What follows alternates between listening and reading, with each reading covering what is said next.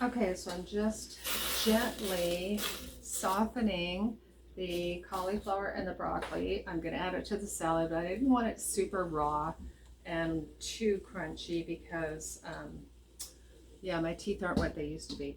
And so just softening it a bit. And also another thing is often with your greens, especially your dark leafy greens, if you gently saute or steam them just to a little bit of softness, it actually can release more of the nutritional value.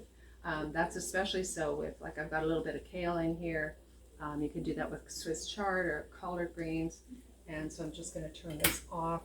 And then on the salad, I'll start with the yam because it's taking up too much room, and so I'm just going to grate some of that in there, and it's quite likely that the yam has really good nutritional value when it's softened and cooked a bit too.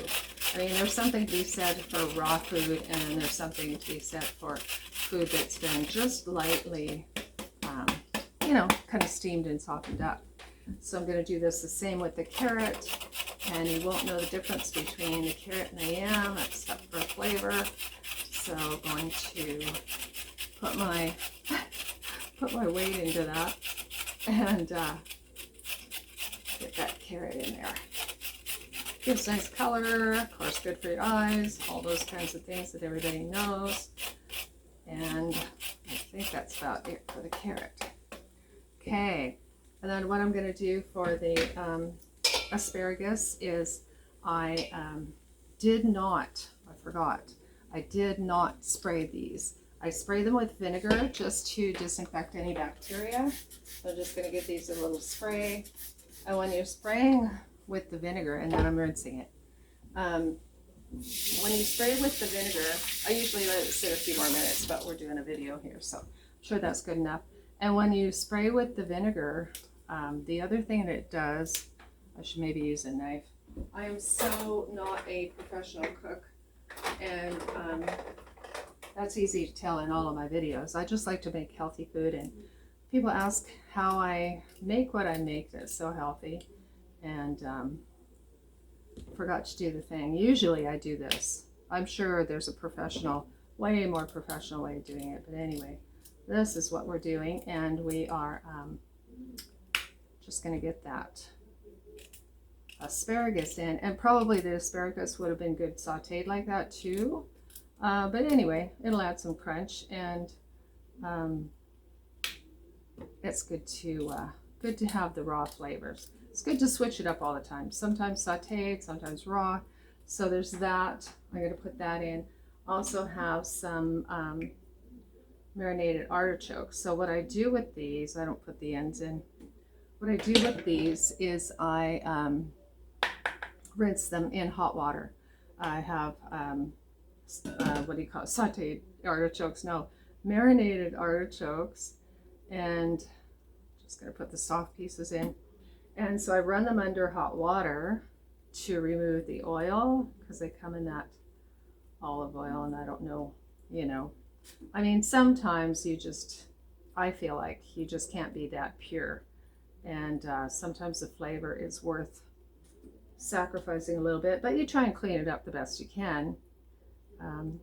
It's all about doing the best you can, however you can. And same with the marinated tomato, or what do you call these? Sun-dried tomatoes.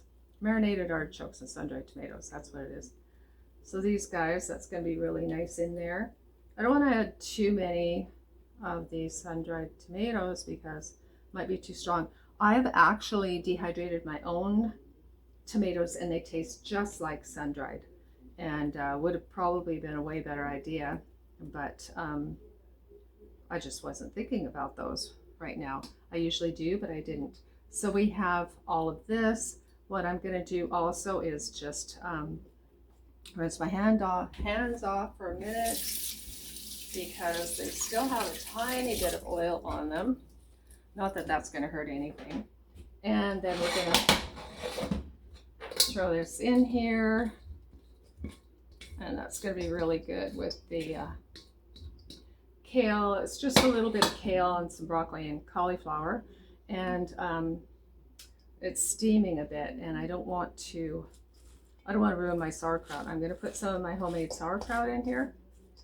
So I just want to cool that. I don't want to put the raw sauerkraut on the hot cauliflower because it'll kill the enzymes in the sauerkraut.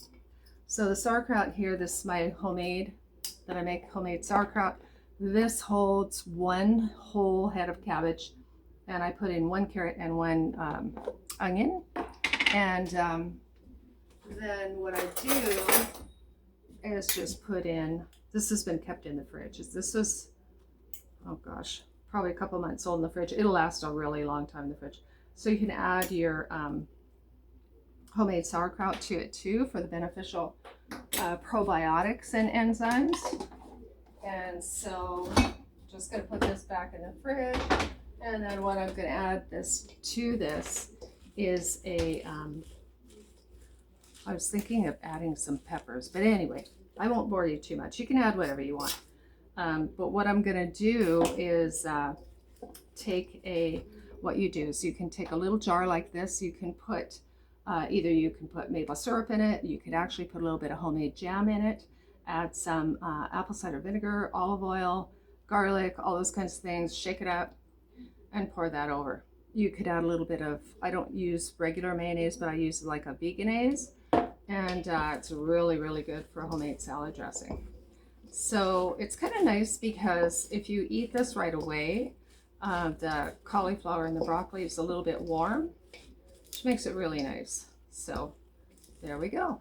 So that is dinner for tonight. I will be adding, I don't know, might add a little bit of quinoa to it. But anyway, there you go.